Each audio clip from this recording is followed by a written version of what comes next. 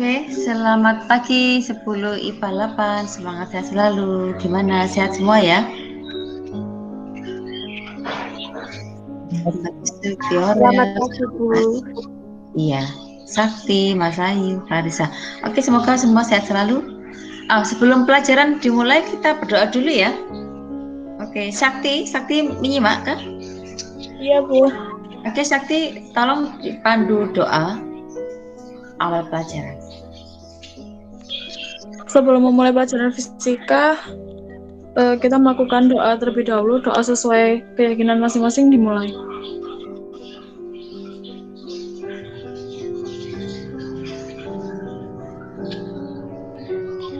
Berdoa selesai. Oke, amin. Terima kasih Sakti. 10 IPA 8 juga. Anak-anak, mungkin ada yang mau disampaikan terlebih dahulu sebelum mulai pelajaran.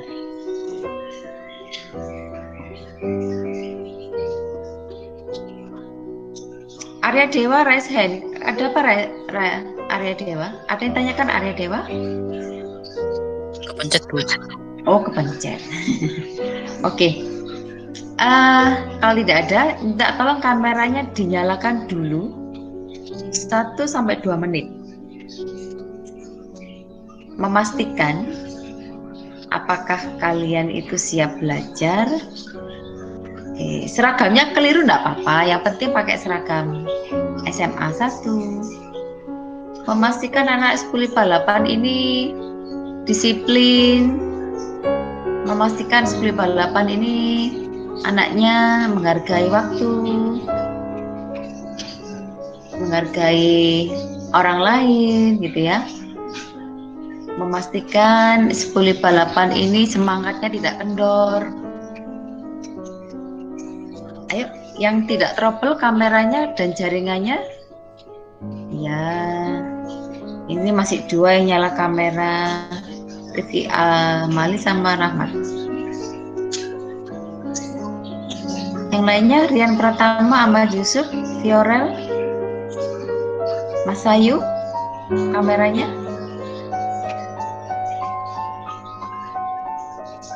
Oh, Fiorel kamera bermasalah. Yang tidak bermasalah, jangan pelit ya. Asya, Samuel, Sakti masih error kameranya. Elias, oke, Arya Dewa, thank you. Clarissa Putri, kenapa kok gelap ini kameranya? Oke, Herlina, Arya Dewa Hutama, Tasya.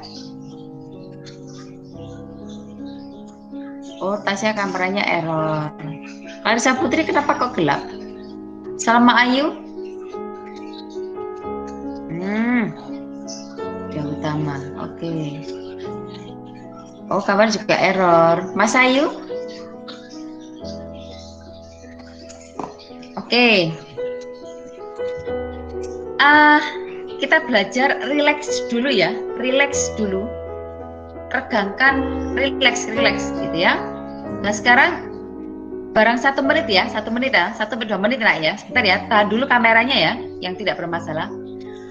Kalian tarik nafas dalam-dalam. Ditahan di perut. Kurang lebih 5 detik, lalu dihembuskan. Diulangi lagi ya. Mata terpejam, tarik napas dalam-dalam, tahan di perut sampai 5 detik. Setelah itu lepaskan. Dalam keadaan rileks, mata tertutup, lakukan sampai 5 kali. Tapi Ibu pandu ya. 1, 2, 3. Tarik nafas, pejamkan mata dulu. Tarik nafas. Tahan sampai di perut, tahan 5 detik.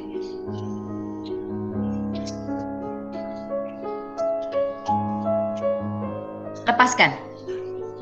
Oke, masih terpejam mata ya. Tarik napas lagi dalam-dalam, ambil oksigen sebanyak-banyaknya. Tahan sampai di perut. Tutup matanya ya biar fokus. Tahan 5 detik. Lepaskan.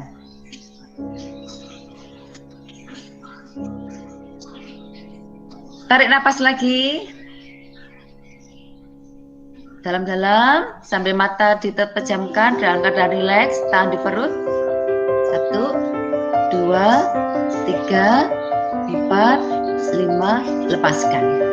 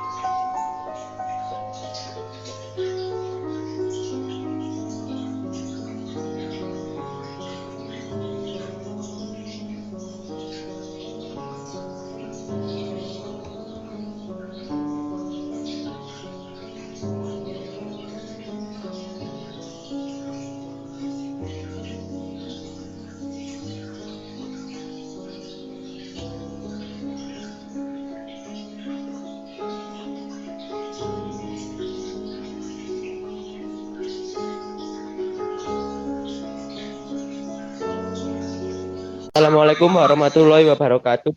Kami dari kelompok E akan mempresentasikan hasil kerja kami UKBM Momentum dan Intuis. Perkenalkan, nama saya Dimas Nugraha, nomor absen 11. Saya Katsya Ika Alfia, nomor absen 16. Saya Kanzaim Negara, presensi 17. Saya Nahia Arza Putra Santosa, absen 20. Saya Novan Ahnaf, absen 21. Saya Raditya Putra Irzali, nomor absen 24. Saya Rafifa Akila, nomor absen 25. Ilustrasi gambar pertama. Ilustrasi gambar pertama di atas mengisahkan dua mobil sedan dan truk dengan massa yang berbeda dan kecepatan sama. Kedua mobil bergerak dalam arah berlawanan dan terjadi tumbukan. Akibat tumbukan mobil bermassa kecil mengalami kerusakan paling parah. Mengapa mobil yang bermassa kecil mengalami kerusakan paling parah pada ilustrasi pada gambar pertama? Bahasan, mobil yang bermassa paling kecil mengalami kerusakan paling parah. Karena mobil yang bermassa paling kecil memiliki momentum yang lebih kecil dibandingkan dengan mobil yang bermassa lebih besar. Sehingga apabila terjadi tabrakan dengan kecepatan yang sama, maka mobil yang bermassa paling kecil lah yang akan mengalami kerusakan paling parah. Ilustrasi gambar kedua. Ilustrasi gambar kedua di atas mengisahkan seorang yang sedang mengendarai mobil pengangkut barang di gudang. Karena lepas kendali, akhirnya pengendara menghantam tumpukan box berisi mesin kapal laut. Pertanyaan, mengapa bagian yang rusak adalah box yang berisi mesin kapal laut pada gambar kedua? Pembahasan. Karena box berisi mesin kapal tidak bergerak atau tidak memiliki kecepatan, sehingga momentumnya sama dengan 0. Sedangkan mobil pengangkut memiliki kecepatan dan massa yang lebih besar, sehingga momentumnya lebih besar.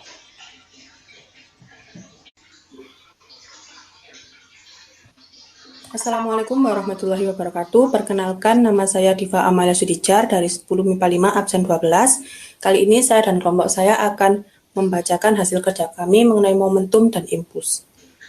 Anggota kelompok kami yang pertama ada Amalia Siskawati, saya sendiri Diva Amalia, lalu Najwa, Davina, Septa, lalu Rafli. Untuk permasalahannya akan dibacakan oleh teman saya Septa. Baik, akan saya bacakan permasalahannya. Permasalahan, sebuah bola bekel bermassa 150 gram jatuh bebas dari ketinggian 1 meter di atas lantai.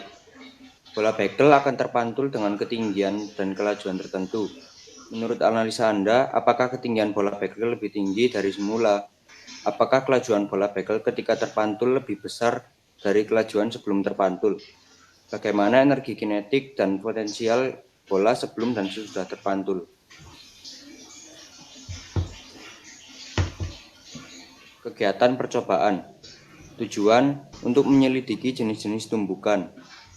Hipotesa yang pertama, ketinggian bola setelah memantul tidak akan melebihi ketinggian awal kurang dari 1 meter. Yang kedua, kelajuan bola mengalami percepatan saat terpantul. Jadi kelajuan bola bekel saat terpantul lebih besar dari kelajuan sebelum terpantul. Yang ketiga, energi potensial lebih besar saat bola belum menyentuh lantai.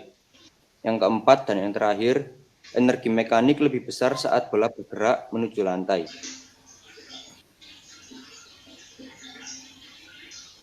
Alat-alat: 1 bola bekel, 1 round meter, 1 stopwatch, 1 rata digital. Langkah-langkah kegiatan: 1. Ukur berat bola bekel. Jatuhkan bola bekel dari ketinggian 1,0 meter di atas lantai.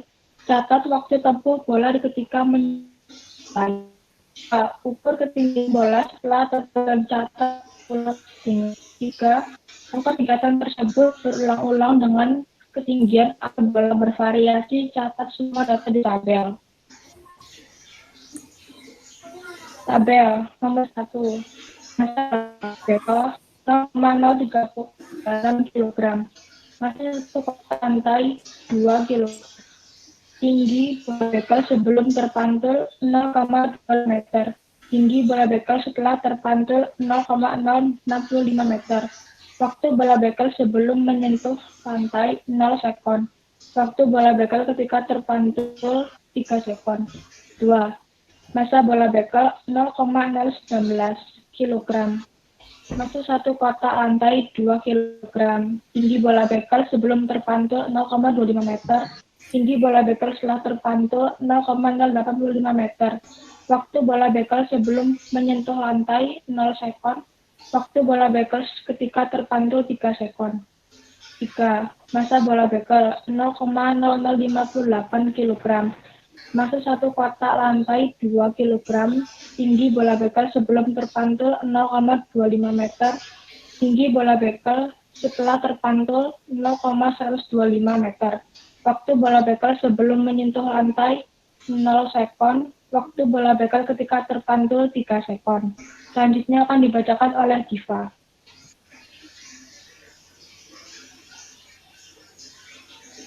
Soal nomor 1. Hitunglah kelajuan bola bekel sebelum menyentuh lantai, yaitu V1 dengan mengabaikan gesekan udara dan gravitasi 10 meter per sekon. Nomor 1, ketinggian bola yaitu 0,25 meter. Kecepatan gravitasinya 10 meter per sekon persegi. Waktunya 0, dan kelajuannya 0. Yang kedua, ketinggian bola 0,25 meter. Percepatan gravitasi 10, waktunya 0 dan kelajuannya 0. Yang ketiga, ketinggian bola masih 0,25 meter. Percepatan gravitasinya 10 meter per sekon persegi dan waktu 0 sekon dan kelajuan 0 meter per sekon.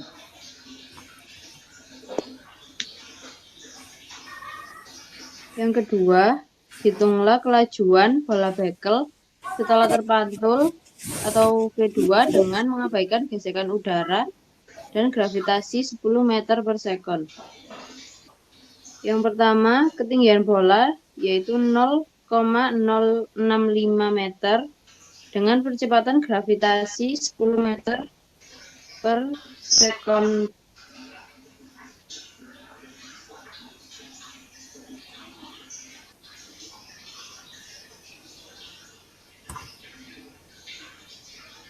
Meter, percepatan gravitasinya 10 meter per sekon, waktunya 3 second, kelajuannya 0,028 meter per sekon. Yang nomor 3, ketinggian bola 0,125 meter, percepatan gravitasinya 10 meter per sekon, waktunya 3 second, dan kelajuannya 0,041 meter per second. Untuk soal ketiga, hitunglah nilai kelentingan atau E sama dengan koefisien restitusi antara bola bekel dan lantai untuk tiap data. Dengan bersamaan E sama dengan negatif akar V aksen per delta V aksen. Dengan rumus delta V sama dengan akar 2GH.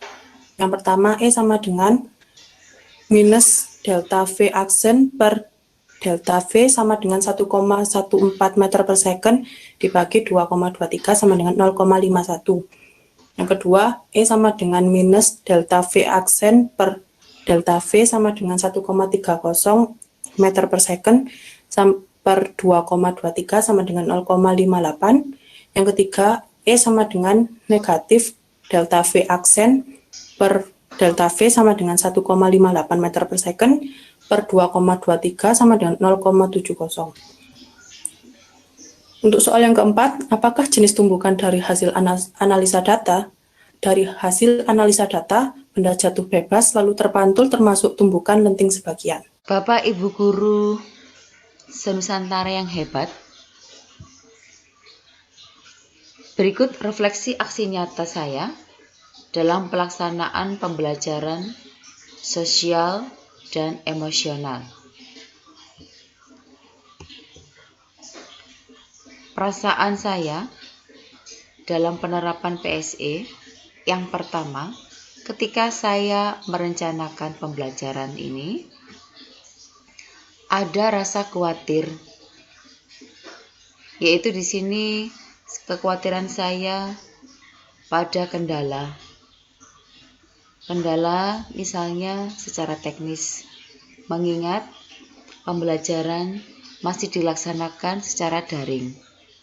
Tentunya kekhawatiran ini muncul ketika jaringan atau koneksi tidak lancar maupun paketan data,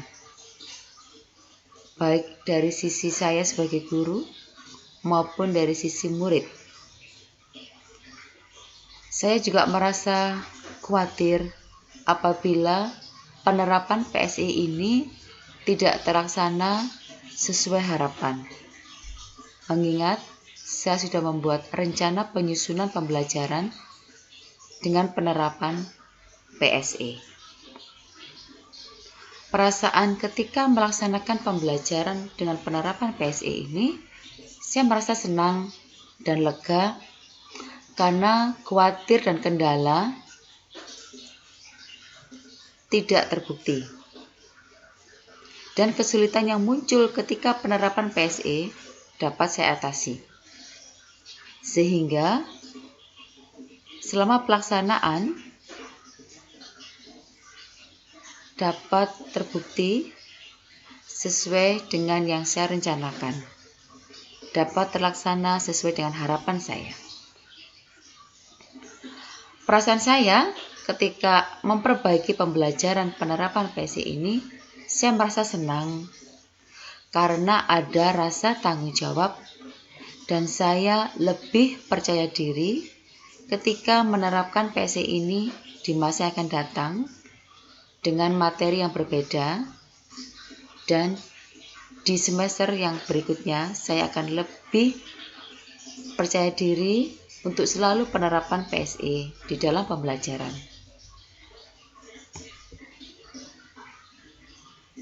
Kedalaman refleksi. Tentunya sebelum melaksanakan PSE, saya mengamati murid merasa tidak percaya diri akan kemampuan yang mereka miliki. Murid khawatir ada rasa gagal apabila tidak dapat meraih prestasi di dalam akademik. Murid merasa tertekan pula. Namun, setelah menerapkan PSE, saya juga mengamati murid menjadi lebih percaya diri ketika tampil saat presentasi, ketika mereka menjawab diskusi.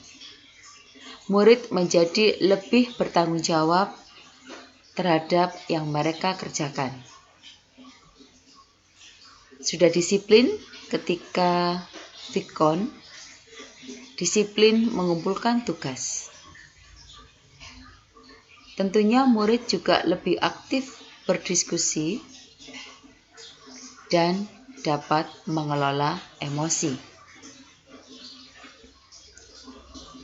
Perbaikan di masa akan datang, tentunya guru selalu memotivasi dan menuntun murid dalam mengembangkan KSE maupun memiliki rasa empati.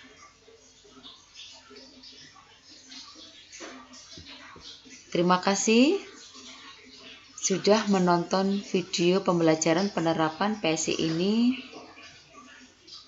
Semoga menjadi berkah buat kita sebagai guru yang selalu menggerakkan motivasi murid. Salam guru penggerak.